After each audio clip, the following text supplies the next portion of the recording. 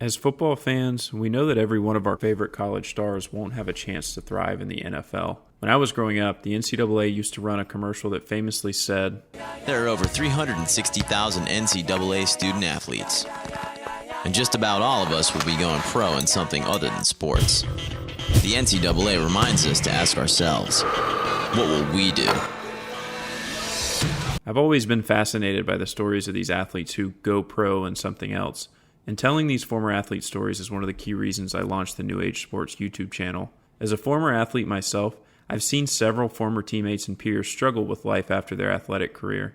It is a commonly held mistruth that your on-the-field journey is the peak of your lifetime, but there are tons of inspiring examples of athletes who forged a different path.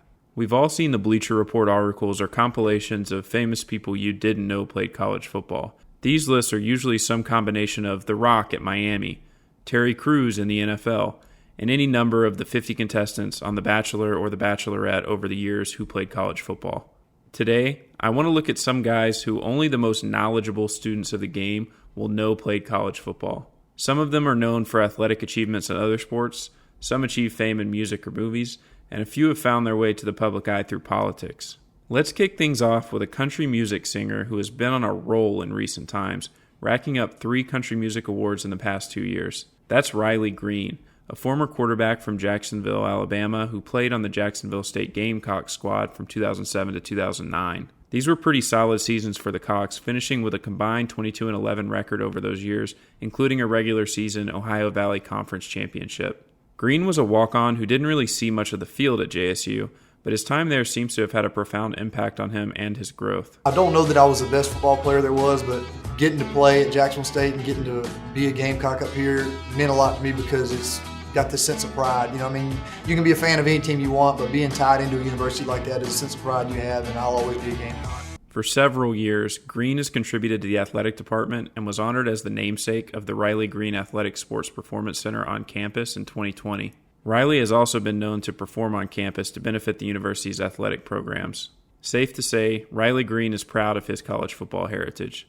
Most people don't know that the 2020 presidential race featured 3 former college football players among the candidates, all participating in the Democratic primary. While none of these candidates made too much noise in the race, Wayne Messam, Tim Ryan, and Cory Booker all had Division I college football pedigrees.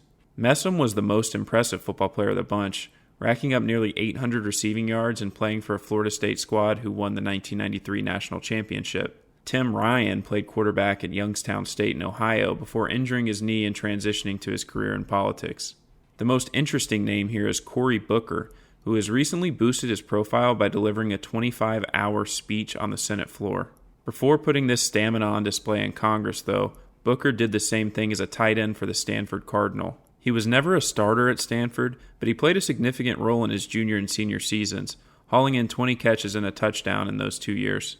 In 2019, Booker reflected on his college football career and shared how his observations shaped some of his policy making. So as a former NCAA player at Division I football, the older I get, the better I was. So we could send some time. No highlight clips for me? Look, I'm here because of that privilege. I always say I got into Stanford because of a 4.0 1600, 4.0 yards per carry, 1600 receiving yards. So many paths were opened up to me by big-time football. But what I saw as a football player just seemed unjust. You have people who get injured and then years after need surgeries, but they have to pay out of pocket and deal with those challenges. And the football team that made millions of dollars off of them does not pay. You see kids who, when you're in session, you spend 60, 70 hours on football. They don't get their degree. And then the university, after 4 years, they're done with them. Your eligibility is gone. No, you can't stay here and take classes. You have folks like me. I came from a middle-class family. My parents could fly and see me play. I could fly home for Thanksgiving. But the scholarships don't cover those kind of things. So we have to think about a more just system. Hollywood has long been known for recruiting football players for movies, especially to perform as the jacked-up action villain or play a small role in a sports film. We all remember performances by Lawrence Taylor in Waterboy or Dan Marino in Ace Ventura, but it's extremely rare to see a former jock behind the camera as a director. You may be surprised to hear that the acclaimed director behind Creed, Black Panther, and 2025 smash hit Sinners was actually a college football player before transitioning into film school. Ryan Coogler originally went to Sacramento State to play wide receiver, and he had an exceptional career, eclipsing 1,000 yards receiving and racking up 6 touchdowns for the Hornets. After injuries put his playing career on hold, Coogler pursued film school but struggled with issues of identity that many athletes deal with following their retirement. Making that decision to leave football alone and go, full time with filmmaking, bro, it came as a result of an injury. Mm-hmm. You know what I'm saying? Like, I tore my hand up, and bro, I'm not gonna lie to you, bro, I was having like the off season of my life, bro. I was healthy, getting faster, stronger, you know what I'm saying? Like, and I broke my cheekbone, and it sat me down for like, I want to say 2 months. I couldn't do no football activities. I ended up playing that season, but it was 2 months where I couldn't do nothing, couldn't do anything but support the teammates from the sideline. And that was when I did my application for film school. That was when I didn't have no excuse. You know what I'm saying? And bro, it was hard, man. And the biggest thing was like the loss of my identity. Navigating that, because people will ask me, like, who are you, what you do? And I would always say, I'm a football player. That's gone now. Yeah, now I'm in LA and I'm in film school. Like, that doesn't translate. Nope. You know what I'm saying? And nobody knows me. You know what I'm saying? Like when you play sports, bro, it's like, that's so-and-so.